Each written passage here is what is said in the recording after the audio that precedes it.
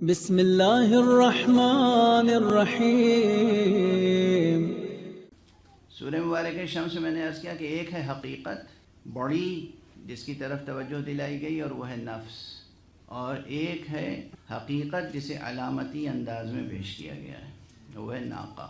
اچھا، اس سے بھی پہلے یہ توجہ رکھیے کہ قسم ایک اسلوب ہے ادبی اور ایک ضرورت ہے قانونی، دو حیثیتیں ہیں قسم کی۔ عدالت میں جب کوئی قسم کھائے تو وہ ایک قانونی ضرورت ہوتی ہے، لیکن جب کسی ادبی شہپارے میں قسم کا اسلوب برتا جائے تو وہ عدالت کی ضرورت نہیں ہوتی، وہ قانونی ضرورت نہیں ہوتی، وہ کسی بات کی اہمیت کو دل و دماغ میں اتارنے کا ایک مؤثر اسلوب ہوتا ہے۔ بعض مفسرین بھی اس مسئلے میں الجھ گئے ہیں اور بلا وجہ یہ سوال قائم کرتے ہیں کہ اللہ نے قسمیں کیوں کھائیں؟ اور بھئی قسم تو اللہ کے علاوہ کسی کی نہیں کھائی جا سکتی، لیکن خود اللہ نے اپنے علاوہ ہر چیز کی قسم کھائی۔ سورج کی قسم، سورج کی پھیلی ہوئی روشنی کی قسم، چاند کی قسم، آسمان کی قسم، زمین کی قسم، اونٹ کی قسم، کن کن چیزوں کی قسمیں کھائی گئی ہیں۔ پورا قرآن مجید دیکھیے۔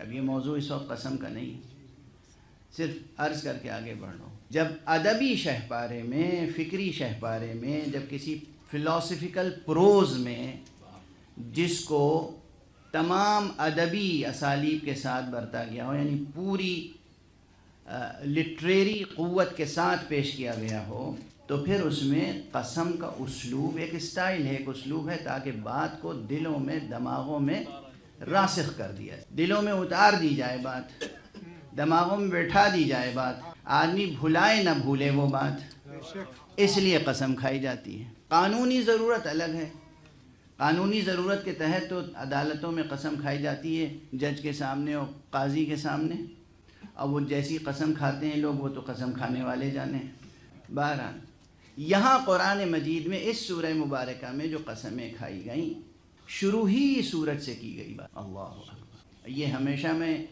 آپ حضرات کے سامنے عرض کرتا ہوں یاد دہانی کے طور پر، اور آج پھر یاد دہانی کرا رہا ہوں کہ قرآن مجید کا اسلوب بہت تہدار ہے، یعنی ایک لائن کا ترجمہ کبھی قرآن کو سمجھنے کے لیے کافی نہیں ہو سکتا۔ افقی انداز سے قرآن نہ پڑھیں، عمودی اعتبار سے قرآن میں تہ بتہ، تہ بتہ، تہ بتہ، اوپر سے نیچے اترتے چلے آئے اور نیچے سے اوپر بلند ہوتے چلے جائیں، تو زمین سے آسمان تک اور تحت الثری سے ثریا تک آپ کو معانی کی پرتیں نظر آئیں، معانی کی تہیں نظر آئیں گی، اور یہی سبب ہے کہ یہ قرآن مجید اللہ کا آخری پیغام ہے اور قیام قیامت تک آنے والی تمام نسلوں کے لیے پیغام ہے۔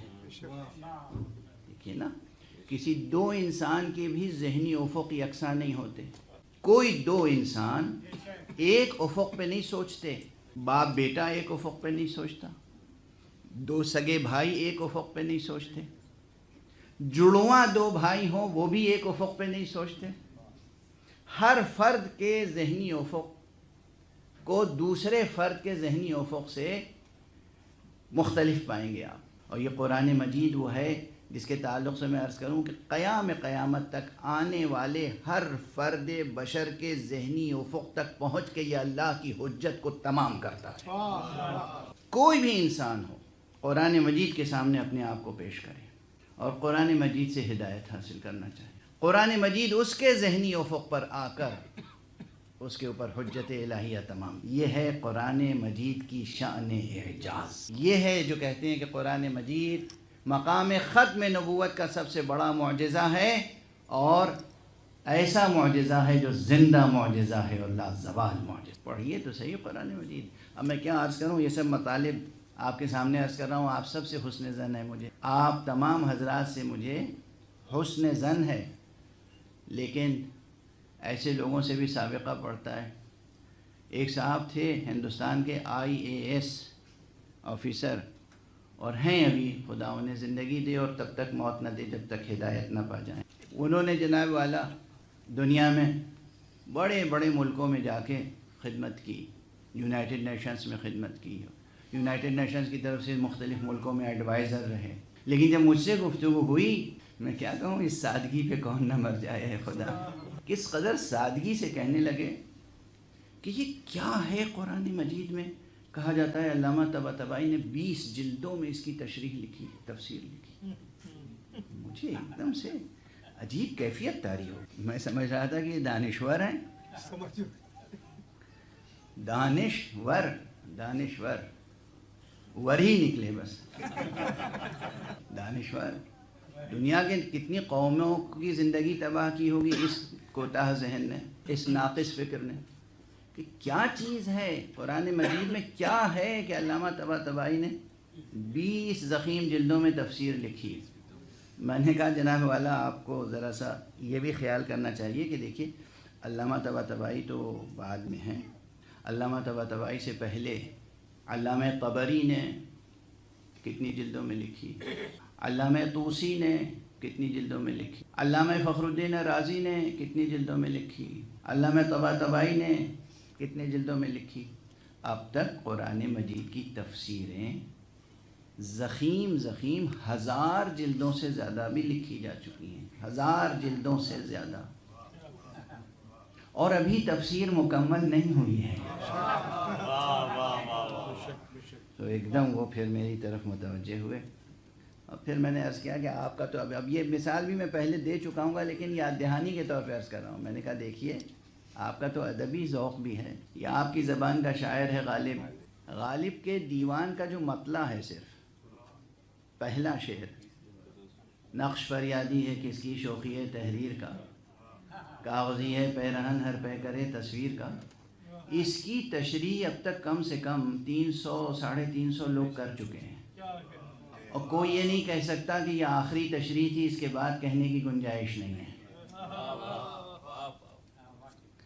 میں نے کہا غالب بادہ خار، غالب ریند مشرب، غالب دہلوی، غالب خاکی، غالب خاتی، غالب گنہگار. اس کے ایک شعر میں 2 مصروں میں اتنے مفاہیم ہیں کہ 300 سے زیادہ لوگ لکھ چکے، یعنی ہزاروں صفحے لکھ چکے، اور آپ تعجب کرتے ہیں کہ قرآن مجید میں کیا ہے.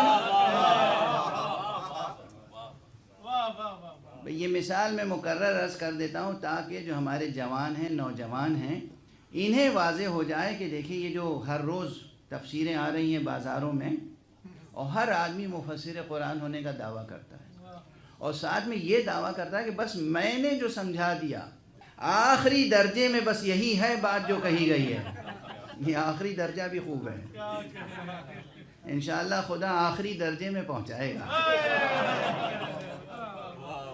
ہمیں یقین ہے، ہمیں نظر آ رہا ہے کہ آخری درجہ ان کا کہاں ہے. بس یہی ہے جو بات میں نے کہہ دی، بس یہی ہے، اس کے علاوہ کچھ نہیں ہے. دوسرے لوگ سب غلط سمجھیں. صدر اسلام سے لے کر آج تک جتنے محدث ہیں، مفسر ہیں، عارف ہیں، ولی ہیں، عالم ہیں، اللہ والے ہیں، سب غلط سمجھیں. بس آخری درجے میں سمجھ گیا ہوں جو آپ کو سمجھا رہا ہوں. ٹھیک ہے نا؟ ایسے افراد محض گمراہ ہوتے ہیں اور گمراہ کرتے ہیں. قرآن مجید کی ہر آیت، قرآن مجید کا ہر حرف اپنی جگہ ایک آفتاب معنی ہے. آفتاب معنی، اس استعارے کو، اس تشبیہ کو سمجھیں آپ. سورج سے بیک وقت کتنی کرنیں کتنی سمتوں میں جا رہی ہیں، اور کتنی چیزوں کو روشن کر رہی ہیں، کتنی چیزوں کو حرارت بخش رہی ہیں، کتنی چیزوں کو زندگی بخش رہی ہیں، اور کہاں تک اتر کر اور کہاں تک پہنچ کر. یہ جو زمین کی تہوں میں کوئلہ ہیرا بنتا ہے، اس میں بھی سورج کی کرنوں کا دخل ہے.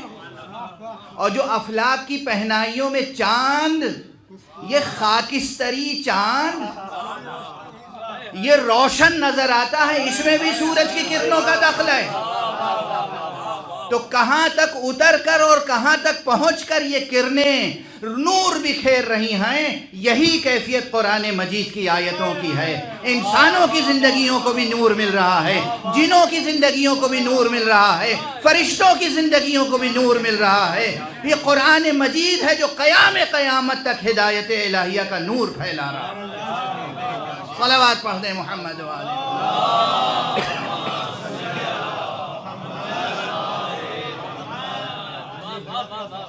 تو یہ مثال یاد رہے گی، یہ حقیقت سامنے رہے گی.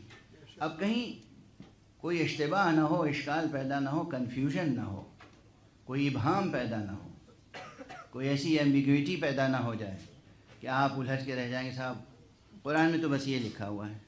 وہ ایک سطر کا ترجمہ کافی نہیں ہو، نہ جانے کتنی سطحیں ہیں اور کتنے ابعاد ہیں. ہاں ہر سطح، ہر بعد ایک خاص ہدف رکھتی ہے. جب اس ہدف کی بات ہوگی تو ہم اسی خاص بعد میں بات کریں، لیکن جب ہدف مختلف ہوگا تو اسی آیت سے استدلال مختلف ہوگا، اسی آیت سے.